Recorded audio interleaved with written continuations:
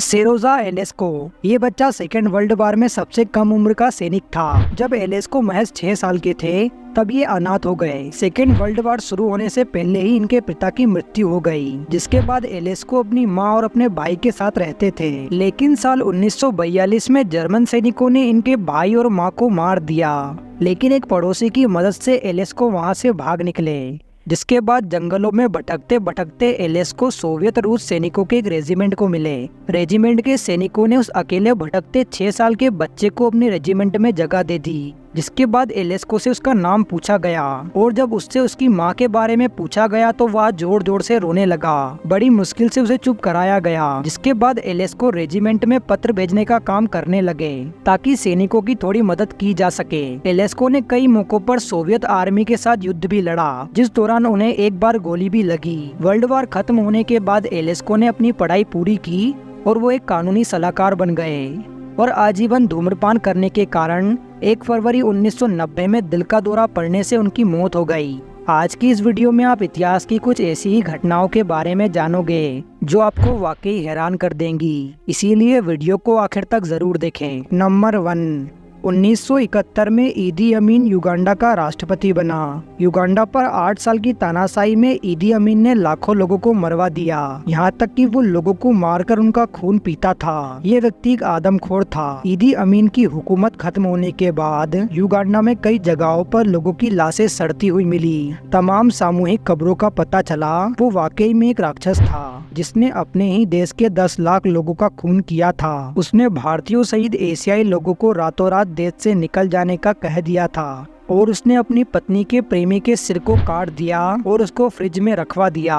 ईदी अमीन मुर्दा घर में अकेला जाता था और कहता था कि यहाँ पर उसे सुकून मिलता है। नंबर 2, इंग्लैंड में एक ऐसा बगीचा है जहाँ जाकर इंसान कभी वापस जिंदा नहीं लौटता। इस बगीचे में सांस लेते ही इंसान की जान चली जाती है। इस बगीचे का नाम अल्वानिक पॉइजन गार्डन है। इस गार्डन को दुनिया का सबसे खतरनाक गार्डन माना जाता है। ये जहरीला गार्डन इंग्लैंड के सबसे सुंदर आकर्षणों में से एक है। इस बगीचे में करीब 700 जहरीले पौधे हैं। बताया जाता है कि शाही दुश्मनों को हराने के लिए इन जहरीले फूलों का इस्तेमाल किया जाता था। अब तक इस बगीचे में आकर 100 से अधिक लोगों की मौत हो चुकी है। नंबर 3, अफ्रीका में इथियोपिया नाम का एक ऐसा देश है जहाँ पर एक साल में 13 महीने होते हैं और एक सप्ताह में 7 के बजाय 5 दिन होते हैं। और ऐसा इसलिए क्योंकि वहाँ के लोग ग्रेगोरियन कैलेंडर का इस्तेमाल नहीं करते, बल्कि वहाँ पर अलग ही तरह के कैलेंडर का इस्तेमाल किया जाता है। इस देश का कैलेंडर दुनिया से 7 साल 3 महीने पीछे चलता है और यहाँ पर नया साल 1 जनवरी की जगह 11 सितम्बर को मनाया जाता है।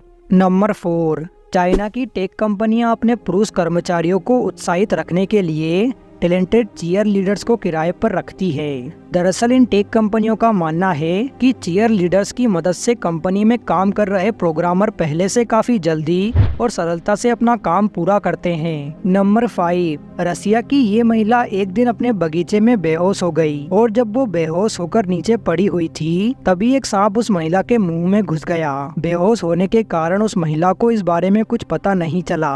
उसके बाद जब महिला को होश आया तो उसे पेट में दर्द होने लगा। जब वो डॉक्टर के पास गई तो डॉक्टर भी हैरान हो गए। उस महिला के पेट में एक 4 फीट लंबा सांप था और फिर ऑपरेशन करके उस महिला के पेट से सांप को निकाला गया और उस महिला की जान बची। नंबर 6, चाइना के रहने वाले 39 वर्षीय लुई ने अपने आप से ही शादी कर ली। उनका मानना है कि वो खुद से ज्यादा किसी और को अहमियत नहीं देते। उन्होंने अपनी ही तस्वीर के फोम पोस्टर को दुल्हन की तरह सजाकर शादी कर ली।